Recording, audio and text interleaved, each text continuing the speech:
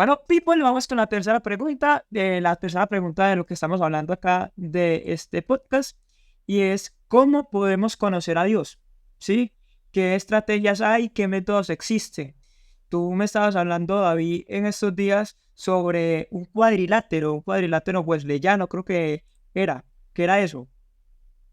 Bueno, como mencionamos nosotros en el primer episodio, ¿verdad? Nosotros llegamos a conocer a Dios porque Dios se revela a nosotros, ¿verdad? Vimos esto a través del segundo episodio un concepto bastante similar, ¿no? Y es que debemos de llegar a conocer a Dios, que es importante. Sin embargo, nosotros conocemos a Dios a partir de lo que Dios nos muestra. O sea, Él es el Se que pone autorrevela. como las bases, como los fundamentos del conocimiento de sí mismo. Porque Él decide qué cosas revelar y qué no. Así como dice el Deuteronomio 29:29, ¿no? Las cosas reveladas son para los hombres y las ocultas son para Dios. O sea, Dios no revela todo de un solo golpe, sino que la revelación va como progresiva, ¿no? Y bajo este concepto, ¿verdad? De que la revelación de Dios, lo que nosotros estudiamos, lo que nosotros llamamos teología, de hecho, múltiples los pensadores influyentes a lo largo de la historia de la teología universal han planteado diferentes fuentes de conocimiento teológico. ¿Cómo así? ¿De dónde yo saco mis ideas de Dios? ¿Verdad? Por ejemplo, si yo estoy un día comiendo cereal en un plato, unos cereales que tienen forma de letrita, ¿no? Y yo O los digo, Fruity Loops, no sé si has comido, pero... ajá, pero te Ajá. ponte que estoy comiendo cereal que tiene forma de letrita, ¿no? O de esa sopa de fideo que tiene forma de letrita, ¿no? Y un día me la estoy comiendo, se forma la palabra, eh, yo qué sé yo, Dios es amor. Ok. Entonces llega a formarse, lo cual, por cierto, es más probable que se forme la palabra Dios es amor en un plato de cereal con letrita de forma aleatoria a que se forme el universo de forma aleatoria. Dejo el dato ahí. Esto Vaya dato perturbador, interesante. Ok, ok, me parece. literal, o sea, las probabilidades son algo así. Ok, Entonces, ponte que un día comiendo cereal se formó la palabra, ¿no? Dios es amor. sí. Entonces, yo llego a la conclusión en mi mente, Dios es amor. Ahora yo pregunto, ¿cuál es la fuente? Un cereal. El cereal es mi fuente de conocimiento teológico. Ok. ¿Qué me ocurre entonces a través de otras vías, no de otros caminos o canales? No como en la televisión, que uno cambia de canal, ¿verdad? Hay diferentes canales que uno utiliza para conocer a Dios. Este cuadrilátero de fuentes que tú mencionaste, el cuadrilátero wesleyano, es una teoría, una postura, Ok. esto que es normalmente utilizada por iglesias de corte reformista, no como evangélica, por ese tipo de movimiento evangélico, ¿no? Eh, que creen que las fuentes de conocimiento teológico son cuatro, como se llama cuadrilátero. Ok. La Biblia, ¿no? La escritura, la experiencia cristiana, o sea, cómo yo experimento a Dios en mi diario vivir, la tradición, que es el conjunto de conocimientos acumulados sobre Dios por los padres de la iglesia, y por último, la razón, o sea, cómo yo entiendo a Dios o lo percibo a través del pensamiento filosófico y racional. Y este cuadrilátero de fuentes o esta postura, ¿no? De la matriz de múltiples fuentes nos dice a nosotros que podemos conocer a Dios a través de estos cuatro caminos. Sin embargo, colocan las cuatro fuentes de conocimiento teológico a la par. ¿Qué quiere decir? Que lo que dice la Biblia tiene el mismo peso o la misma validez que lo que me dice la filosofía y la razón. En lo que Ok. dice la Biblia tiene el mismo peso y la misma validez que lo que yo experimento en mi vida cotidiana. Entonces, si yo leo en la Biblia algo y la Biblia me dice, qué sé yo, uno, pero yo en un sueño, Dios me revela dos, ¿verdad? Dios me revela algo diferente a lo que yo veo en la Biblia. Ok. Ambas posturas tienen la misma validez. El que se para con la Biblia en la mano a decir una cosa tiene la misma razón, según el cuadrilátero de fuentes, que el que dice, no, Dios a mí me lo reveló en un sueño. Ok. Y aquí vamos a establecer un límite. Y es que a pesar de que nosotros ahorita vamos a abordar diferentes vías de conocimiento teológico, ninguna de estas vías se encuentra por encima de la Biblia. De la Y, escritura. ajá, la escritura, y este va a ser como el primer parámetro que vamos a establecer antes de hablar de la vía de conocimiento teológico. La Biblia como palabra de Dios es el primero, no es el principio del conocimiento teológico. Y lo que nosotros vemos de Dios a través de las otras fuentes que vamos a mencionar ahorita tiene que estar de acuerdo a la Biblia para ser considerado como conocimiento teológico serio. Tiene que subordinarse. Ajá. Ok. Desde nuestro punto de vista, ¿no? Estos cristianos, adventistas, la fuente del conocimiento teológico deben subordinarse a la Biblia, porque nosotros como reformistas, ¿no? Como una iglesia que nace de la Reforma Protestante, creemos en los principios de sola, tota y prima escritura. Sola escritura, solo la Biblia. Tota escritura, toda la Biblia. Prima escritura, primero la Biblia. Por esta razón, yo no voy a abordar todas estas vías de conocimiento teológico como si todas tuvieran la misma validez, o el mismo rigor, ¿verdad? Sino que la Biblia va como la base de todo ello, y sobre la Biblia se va construyendo entonces una estructura teológica a través de otras fuentes, como van a ser las que vamos a mencionar más adelante. Exacto, como si fuese una pirámide. Por ejemplo, la pirámide, ahorita me acuerdo de la pirámide de las necesidades de Maslow, ¿no? Que hay como que primero las personas, no sé si habéis escuchado de eso. Hay un psicólogo que se llama, de apellido Maslow, y él tiene una pirámide y él dice que el ser humano tiene unas necesidades. Entonces que usted no puede pensar en ser famoso o digamos en viajar si usted todavía no tiene cubiertas las necesidades básicas, que por ejemplo puede ser dormir, comer y tener seguridad. O sea, si usted no tiene, y salud, si usted no tiene esa base, que es lo más importante, usted no puede ir pensando en las demás cosas. Entonces, en este caso también hay como, tú estás planteando como ese orden, como que lo más importante en la base de todo ha de ser la Biblia, ¿cierto? Toda la Biblia, Nuevo y Antiguo Testamento, y eso es lo que nos va a ayudar a discernir qué es correcto y qué no. Y es como esa vara de medir, por así decirlo, como esa es la idea, listo. Ok, perfecto. Entonces vamos a empezar con el primer versículo, porque como ya estamos hablando de toda la Biblia, ¿cierto? Y solamente la Biblia, primeramente la Biblia, entonces vamos a utilizar la Biblia, ¿cierto? Entonces, el primer versículo, ajá, se encuentra en Salmos capítulo 19, versículo 1. okay. Y es que vamos a abordar 6 vías que utiliza Dios para revelarse a la humanidad.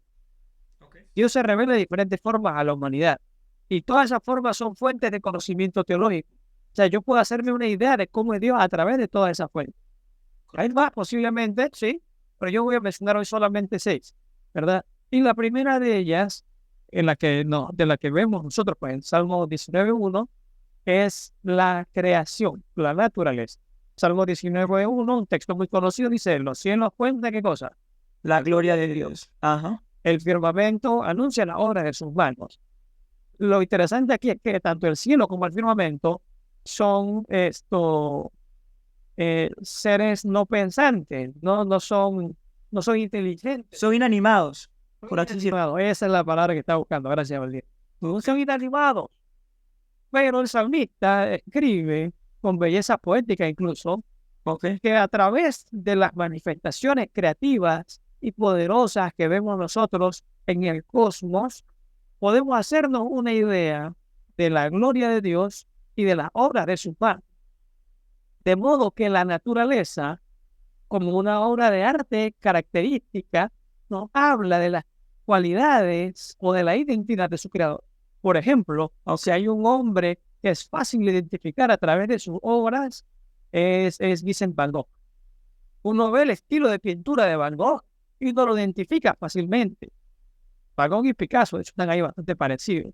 ¿Por qué? Porque su estilo de pintura es muy, muy peculiar. Entonces, cuando yo veo esos trazos así todos curvilíneos, así todos trágicos, y yo veo la imagen esta de la pintura, está el tipo gritando, ¿verdad? Ajá. Yo digo, hey, este es Van Gogh, no por el estilo.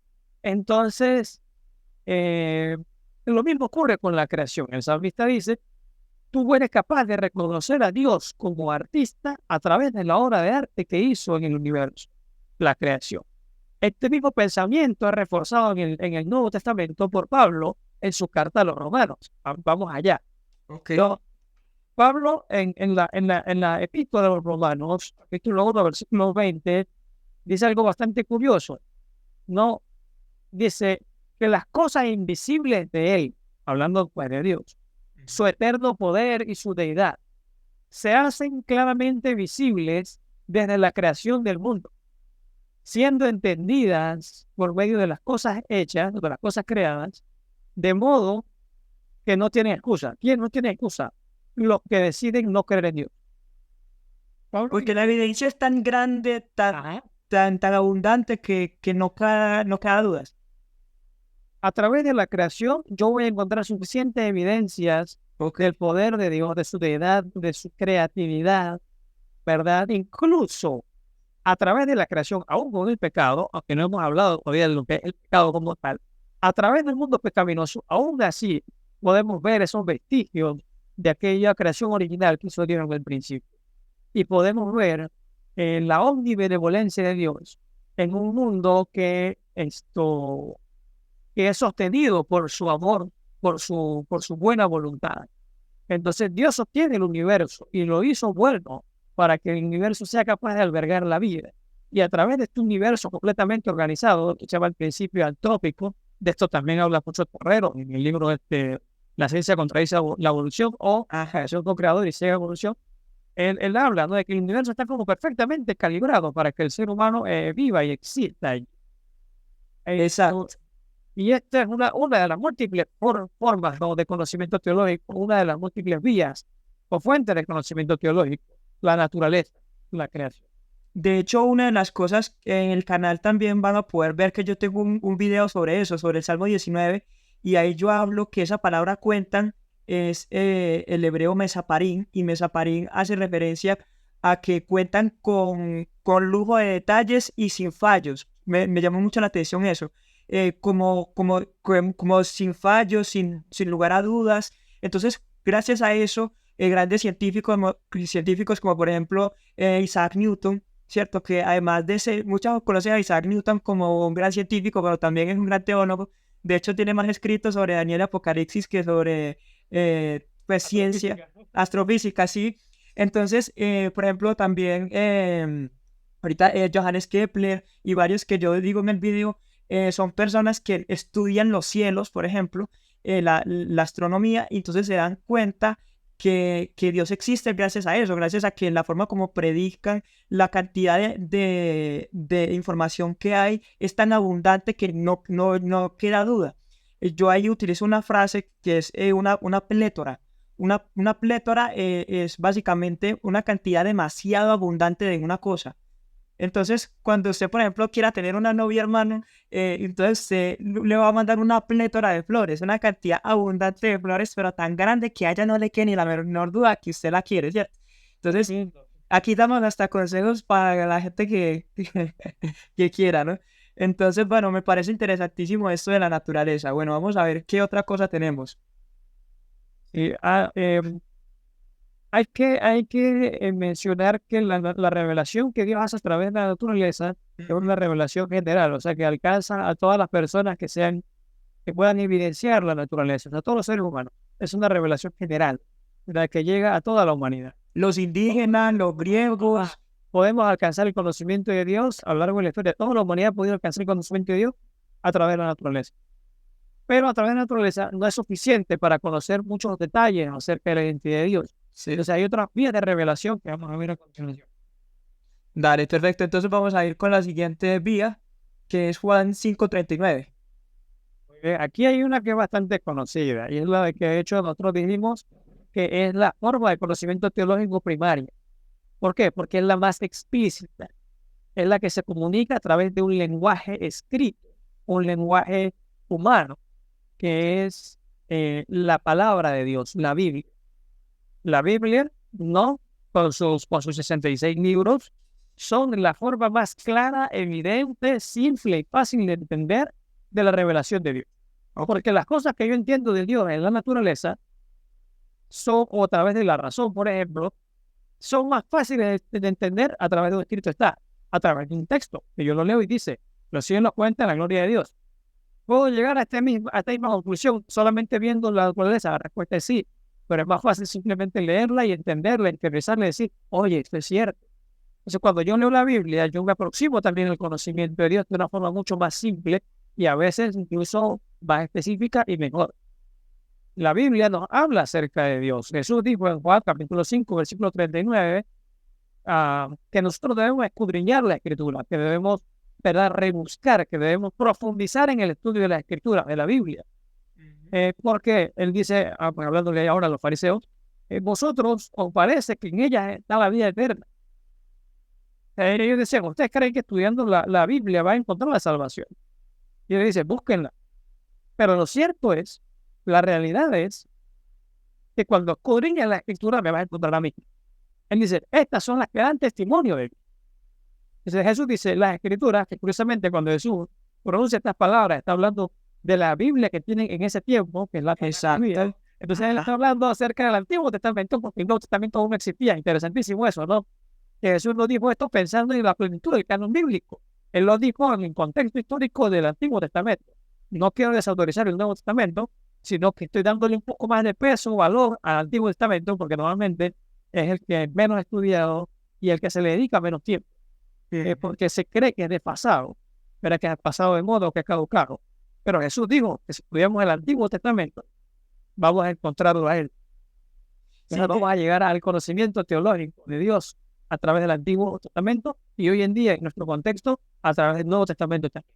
De hecho, una de las cosas que también yo he ido hablando en otros videos es sobre el concepto de la intertextualidad, ¿sí? Que es que básicamente los escritores del Nuevo Testamento se basaron en textos del Antiguo Testamento para hacer justamente los libros que escribieron. Un caso de ese es, por ejemplo, en el principio del libro de Mateo, que hace referencia al libro de Isaías, o mucho de lo que habla Pablo también hace referencia al Antiguo Testamento. Cuando, por ejemplo, dice que el obrero es digno de su trabajo, eso es una frase que está en el Antiguo Testamento. Y entonces eso nos da una idea de la unión que tiene que existir y que es necesaria entre el Antiguo y el Nuevo Testamento, ¿no? Entonces, como estamos hablando, toda la Biblia, ¿cierto? Toda escritura. Entonces, tanto Nuevo como Antiguo Testamento. La unión de ambas da la clave de lo que es, ¿cierto? Entonces, eso sería. Así tal cual, ¿no? Entonces, la primera forma de revelación, ¿no?, la más importante, es a través de la Escritura. Por eso, muchos decimos, ¿no?, que nuestra religión, nuestra doctrina, nuestra teología es bíblica, porque su fundamento es la Biblia, como la palabra de Dios. Y puede que yo pertenezca a muchas religiones diferentes, ¿no? Pero si yo lo que creo lo tengo fundamentado en la Biblia y es solamente en la Biblia, primeramente en la Biblia y en toda la Biblia, lo que yo creo es cierto. Y como está escrito, séquese la flor, marchítese la hierba, pero la palabra de nuestro Dios permanece para siempre, porque es algo que permanece siempre. Entonces también por eso basamos nuestra teología en eso, ¿no? Porque permanece. Así mismo es Isaías 48, con el que busque la cita. Exacto. Vamos entonces a avanzar. Sí, vamos a la siguiente. A pesar de que la Biblia es el fundamento, nosotros nunca vamos a dejar de hablar de la Biblia ni en este ni en los demás videos. Entonces, es el que menos tiempo requiere para explicarse, porque es el que más vamos a ver. Vamos a abarcar más. Ajá, exacto. Aquí tenemos algo muy interesante, y es que, a pesar de que esta es una forma de revelación de Dios, esto a veces no es la más eficiente. Ya vamos a hablar por qué. Y es que Dios también se revela a través de su pueblo. Y aquí entramos en un tema enorme, ¿no? El pueblo de Dios, el concepto del remanente, el concepto de, por ejemplo, Israel, el concepto de los hijos de Dios, el concepto de la iglesia. Esos son temas muy abarcantes que trataremos de no entrar en mayor detalle en este momento por temas de tiempo. Sin embargo, Dios tiene la capacidad de revelar su voluntad, su carácter a través de su pueblo. Dios siempre a lo largo de la historia ha tenido un pueblo. Y este pueblo de Dios, estos hijos de Dios, que no empiezan con Israel, empiezan en el periodo patriarcal, en el libro de Génesis, Adán y Eva en adelante. Este pueblo, en el mundo de personas que no creen en Dios, es una especie de luz, como una antorcha. Elena de White utiliza el término atalaya para referirse al pueblo de Dios, porque se encargan de revelar la luz de Dios al mundo que se encuentra en tinieblas. En Primera de Pedro, capítulo 2, versículo 9, ¿no te gustaría leer ese texto, Valdir? Sí, claro, aquí dice, mas vosotros, es un texto muy conocido, dice, mas vosotros sois linaje escogido, real sacerdocio, nación santa, pueblo adquirido por Dios, para que anunciéis las virtudes de aquel que os llamó de las tinieblas a su luz admirable. Aquí nos dice dos cosas. el pueblo de Dios es escogido, es un pueblo especial, no se refiere a la santidad, no es santidad ontológica, o sea, de su ser, que ahí somos perfectos, no, es una santidad de apartado, no de separado, para una obra especial. Este pueblo de Dios, que mira, aquí cuando Pedro lo escribe, no está hablando precisamente de Israel, por ejemplo. Exacto. Muchos se discuten que no, siempre Israel, siempre Israel. Pedro aquí está hablando de la iglesia. Y él no pensó esto para hablar de una religión específica, sino la iglesia cristiana como tal. Y Pedro dice la iglesia cristiana, no del primer siglo, ustedes fueron escogidos por Dios para en este mundo de tinieblas llamar a las personas, no a anunciar la luz de Dios, el mensaje del evangelio, no véase la gran comisión y el mandato evangélico de Mateo 28, 19. No, el pueblo de Dios tiene una misión, ¿verdad? ¿Cuál es? Revelar el carácter de Dios al mundo. Por esta razón, nuestra tercera vía de conocimiento teológico es, o método pues, para conocer a Dios, hacer una idea de Dios, es el pueblo de Dios, la iglesia. Ahora, aquí entramos en un dilema considerable, y es lo que yo mencioné hace poco, que esta forma de revelación de Dios no es tan eficiente ni tan exacta a veces como sería el caso, por ejemplo, de la Biblia o la naturaleza. ¿Por qué? Porque cuando hablamos de la iglesia es donde más llueven las críticas. Y es porque son personas también pecadoras, me imagino, entonces también. Porque dicen uno, pero ¿cómo ellos quieren que yo crea que Dios es amor si la iglesia ha causado más guerras que la política? O sea, cosas así, parece que se han escuchado, ¿no? Esto, que la iglesia ha derramado sangre, ha castigado a gente inocente, que la iglesia ha apadrinado a la pedofilia, ¿verdad? Que la iglesia ha hecho un montón de cosas que son controversiales, que son cuestionables. Si aquí no solamente podemos hablar de la iglesia católica romana, sino de la iglesia protestante en general, ¿no? Movimientos, aquí no vamos a llamar a ninguno por su nombre, pero que han hecho, cuyos líderes han hecho cosas muy controversiales, como aprovecharse de su movimiento religioso para tener muchas esposas o engañar a las personas bajo la idea de que yo soy un enviado de Dios para que hagan lo que yo quiera. Entonces, cuando la iglesia falla en el mundo, también falla en su misión de transmitir al mundo el carácter de Dios. Entonces, la iglesia, como método de revelación de Dios, ya no es tan eficiente, porque los humanos falibles que formamos la iglesia, a veces no representamos dignamente el carácter de Dios. Entonces, la iglesia puede tener la teología bien, puede tener las mejores intenciones, pero si la iglesia, por su condición de pecadora, no de tener gente pecadora en sus filas, todos nosotros, sí, es total. Cuando la iglesia se equivoca, la iglesia no representa correctamente a Dios. Muchas personas creen que Dios es un Dios vengativo por las constantes guerras que ha tenido la iglesia a lo largo de la historia. Que Dios es cruel, por ejemplo. Pero también hay que recordar que a lo largo de la historia Dios ha revelado a través de su pueblo muchas de sus virtudes, mucho de su carácter y mucho de su voluntad también. Por ejemplo, cuando la iglesia se pone de acuerdo para ayudar a las demás personas, ¿no? Acá, por ejemplo, estoy en un lugar que se llama Puerto Armuelles, ¿ok? Y hay un lugar que se llama Corotú Civil, donde mínimo una vez al año el río se sale y se lleva casi todas las casas. Uy, mínimo una vez al año, para esta fecha, curiosamente. Ya te pasó, prepárate entonces. Los hermanos de la iglesia me escriben acá rato, pastor, ore por nosotros, pásenlo a grupos de oración. El río está a 3 metros de meterse a la iglesia. Uy. ¿Así? A la iglesia adventista que está allá al lado del río, dice, está a punto de meterse el agua. Ok. O sea, y una vez se metió el agua y sí se llevó un poco de casa y dejó a gente sin comida y tal. Y entonces llegó Adra, ¿no?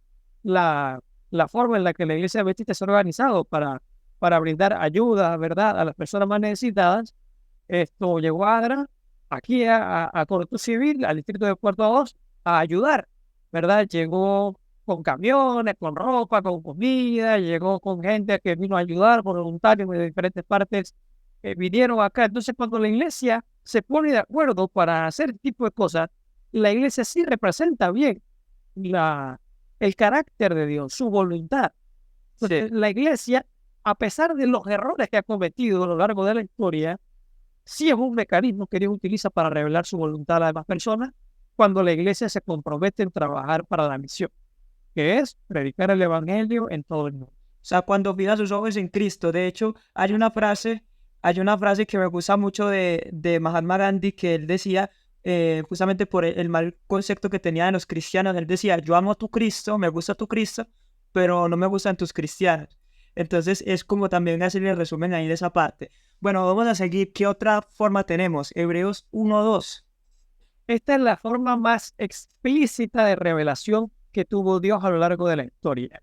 Y es que Dios se revela a través de Jesús. Ok. Dios se revela a través de Jesús. Y es curioso porque también es una autorrevelación, porque Jesús es Dios. Entonces, Hebreos capítulo 1, ¿verdad? Vamos a utilizar el versículo 1 y 2 bastante hoy. Pero en el versículo 2 nos dice, voy a mencionarlo en el 1, ¿no? Dios, habiendo hablado muchas veces y de muchas maneras en otro tiempo a los padres a través de los profetas. En estos postreros días nos habla a través de el Hijo. Ok. Entonces, aquí, llámese Pablo o el autor de Hebreos, depende, ¿no? Pues hay muchas posturas sobre este tema. Esto dice que Dios a lo largo de la historia ha hablado de muchas formas, ha hablado muchas veces a través de los profetas, ¿no? Al pueblo de Dios.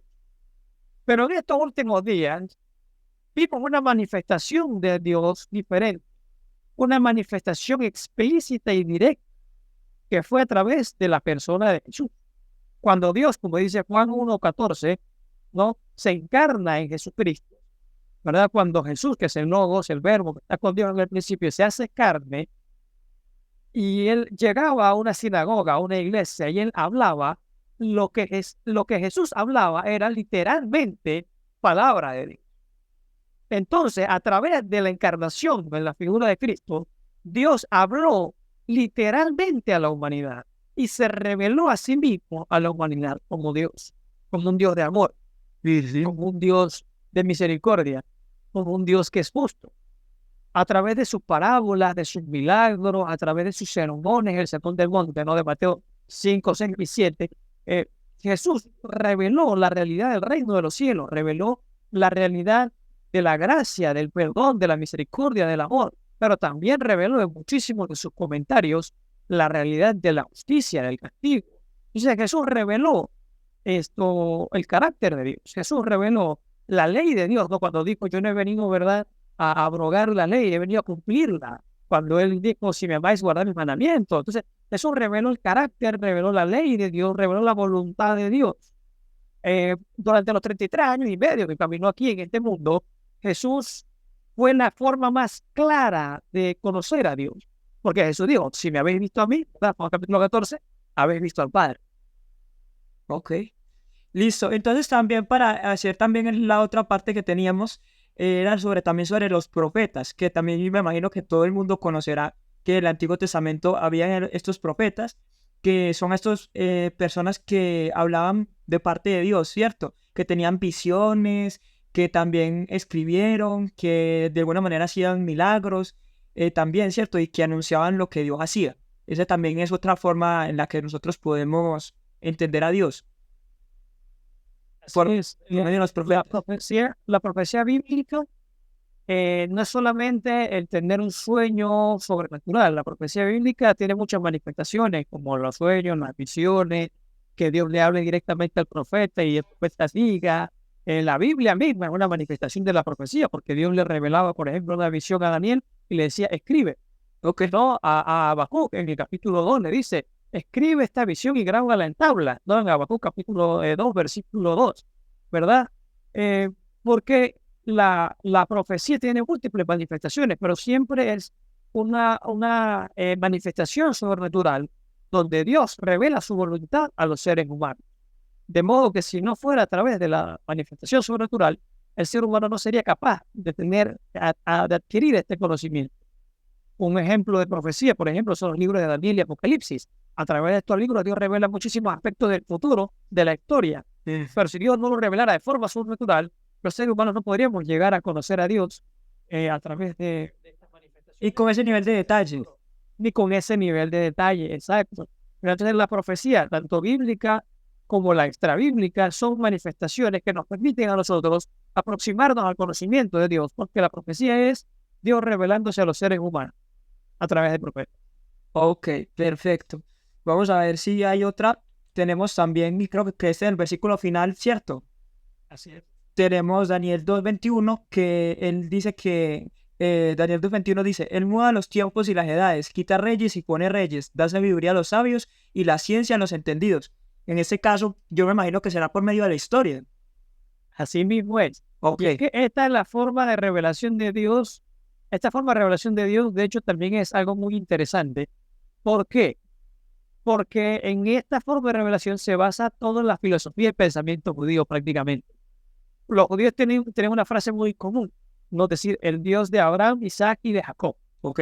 Y ellos, su filosofía, su estilo de vida y su forma de ver a Dios se fundamentaba en que si Dios hizo estas cosas a lo largo de la historia en el pasado, ese mismo Dios está con nosotros hoy.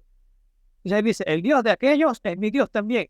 Ellos veían a Dios como un personaje que estaba a lo largo de la historia interviniendo constantemente. Y este punto de vista sobre Dios es algo que los cristianos hemos dejado de lado un poco, pero que es completamente bíblico. Y es que nuestro Dios es un Dios que está permanentemente en la historia, interviniendo de forma constante. Él está allí sosteniendo a su pueblo, ¿no? Si nosotros vemos, por ejemplo, Apocalipsis capítulo 12, vamos a ver cómo Dios ha sostenido al pueblo, ¿no? A la mujer, a la iglesia, a lo largo de la historia. No importa cuántas artimañas y ataques ha tenido Satanás contra el pueblo de Dios, Dios siempre la ha mantenido porque Dios está allí en la historia, no presente. Y el texto de Daniel nos dice eso, ¿no? Que de él es la autoridad y la potestad de poner un rey, de elegir un presidente, de quitarlo cuando él desee, que él le da sabiduría a los sabios, ciencia a los entendidos. Personajes como Newton, Einstein, Gandhi aparecen en la historia porque así Dios lo permite, porque él está allí participando, interviniendo de forma constante, moldeando el flujo del tiempo, si uno quiere verlo así también. Porque él, a pesar de que no interviene en el libre albedrío, él no deja el universo a su suerte, sino que él mete la mano para sostenerlo y mantenerlo según su causa, ¿verdad? El universo, la realidad, no es un río que se puede desbordar, sino más bien Dios lo tiene encauzado para que vaya hacia la dirección que corresponde. Y a través de la historia, nosotros podemos llegar a hacernos una idea del conocimiento divino, de quién es Dios, porque Él está allí interviniendo a lo largo de la historia. Y de hecho, cuando nosotros vemos a la historia de la humanidad y la comparamos con la historia bíblica, vamos a ver que lo que Dios profetizó, ¿no? Lo que Dios reveló de la historia, se ha cumplido y se ha cumplido tal cual. Exacto. Y esto es interesantísimo, ¿no? Y la frase que podemos como completar esto es que nosotros no tenemos nada que temer al futuro, ¿cierto? A menos que olvidemos lo que Dios ha hecho y cómo nos ha guiado en nuestra historia pasada. Digamos que el resumen de esto también podría ser que, como hablamos, que en la escritura es lo que está por encima de todo, es lo que nos da la base para entender las otras formas de conocer a Dios. Y también otro concepto que me parece importante recalcar es el hecho de que es el concepto de hijos de Dios, que Dios tenía un pueblo antes de que la existencia de los judíos. Por ejemplo, Adán y Eva ya no tienen nada que ver con los judíos, entre comillas, porque no está el pueblo judío allí. O por ejemplo, en el futuro nosotros, tal vez usted y yo no somos judíos de nacimiento, pero hacemos parte del pueblo de Dios porque cumplimos su palabra, porque entendemos, porque la aplicamos, porque lo vivimos. Entonces esos son los que obedecen a Dios, los que guardan sus mandamientos, esos son los que son hijos de Dios, los que son sus representantes. Entonces, gracias a eso todos tenemos la oportunidad de conocer a Dios. Entonces yo creo que ese sería como el resumen de este capítulo. ¿Tienes algo final que decir? No repasar solamente las 6 vías, no puede que existan más, tal vez se me escapó alguna, como por ejemplo, hablamos muy poco acerca de la experiencia cristiana, por ejemplo, ¿no? Pero de eso hablaremos yo creo que en el siguiente capítulo, ¿no? Exacto, experiencia, cómo caminar con Dios. Pero por hoy, hasta este momento al menos 6 vías de conocimiento teológico. La primera, la naturaleza; la segunda, la palabra de Dios, no la Biblia, que es la más importante. No podemos dejar de lado, ¿no? También el pueblo de Dios, la iglesia, su Hijo, ¿no? Jesucristo, ¿verdad? La profecía o el espíritu de la profecía y la historia. Perfecto. Bueno, entonces eso sería todo por este capítulo y seguimos. Muchas gracias por haberlo visto. Dios los bendiga.